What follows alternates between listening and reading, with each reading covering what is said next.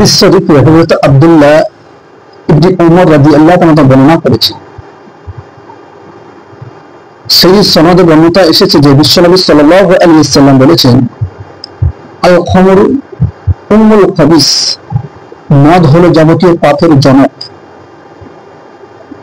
মদ পানকারী মাতাল হয়ে নিজেদের পরিবার, বিবি, বাচ্চাদেরকে মার ধর, গালি গালাজ থেকে শুরু করে গুন্ডাগিরি, জুলুম, অত্যাচার, জিনা, ব্যভিচার এবং নারীদের উপরে মিথ্যা অভিবাদ দেওয়া, ধন সম্পদ নষ্ট করা, এমনকি খুন খারাপি করতেও তারা পিছনে না। মোট কথা হলো, মদ পানকারী মানুষ আর মানুষ থাকে না, তারা হয়ে ওঠে মানুষরূপী একটা হিংস্র পশু। এই জন্য রাসূল কারীম সাল্লাল্লাহু আলাইহি ওয়াসাল্লাম বলেছেন, আল খামরু উম্মুল খাবিস, যাবতীয় পাপের জনক হলো মদ।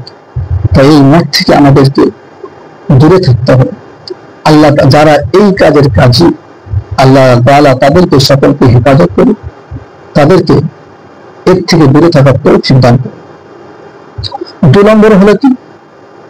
জিনা, ব্যভিচার। জিনা, ব্যভিচার হলো একটি অনন্ত ঘৃণিত এবং অশ্লীল কাজ, যা চরম পর্যায়ের একটি সমাজের অপরাধ। একজন রুচিশীল সভ্য মানুষ কখনো এটাকে মেনে নিতে পারে না, এটাকে সমাপ্ত করতে পারে না। নারীর মর্যাদা রক্ষার জন্য এবং বংশ পরিচয় হেফাজত করবার জন্য ইসলাম ধর্মে জিনা, ব্যভিচার হারাম করে দেওয়া হয়েছে।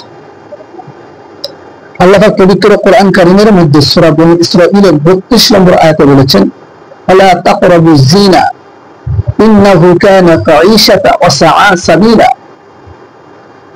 তোমরা জিনা, ব্যভিচারের ধারে কাছে যেও না, নিশ্চয়ই এটা অশ্লীল কাজ এবং মন্দ পথ।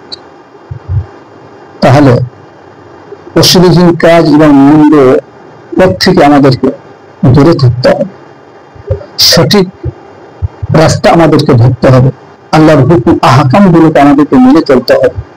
তাহলে ইনশাআল্লাহ আল্লাহ তাআলা আমাদের সঠিক রাস্তা দেখিয়ে দিন, সঠিক বুঝ দান করুন। সকলে আমিন। ওয়া আখিরু দাওয়ানা আলহামদুলিল্লাহি রাব্বিল আলামিন।